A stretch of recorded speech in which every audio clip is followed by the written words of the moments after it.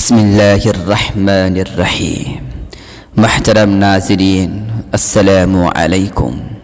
سحری کے وقت حضرت علی رضی اللہ تعالی عنہ نے وحشت سی محسوس کی اور آپ رضی اللہ تعالی عنہ کا ذہن اور خیال موت، قبر، آخرت اور حساب و کتاب کی طرف جانے لگا۔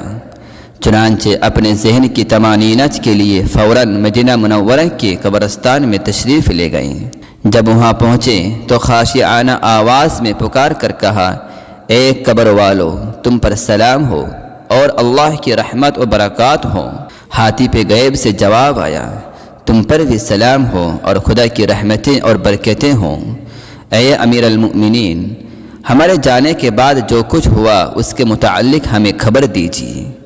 حضرت علی رضی اللہ تعالی عنہ نے فرمایا، جو تمہاری بیویاں تھیں انہوں نے تو آگے شادیاں کر لی، اور تمہارے جو مال تھے وہ تقسیم ہو گئے، اور تمہاری اولاد کا شمار یتیموں کے گروہ میں ہونے لگا ہے، اور جن عمارتوں کو تم نے تعمیر کیا تھا ان میں دوسرے لوگ آ کر آباد ہو گئے۔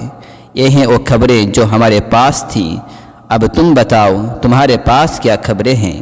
آواز آئی، ہمارے کفن پھٹ گئے، ہمارے شعور منتشر ہو گئے، کھالیں ٹکڑے ٹکڑے ہو گئیں، آنکھیں رخساروں پر بہہ گئی، ناک کے نتنوں سے خون اور پیپ بہنے لگا ہے۔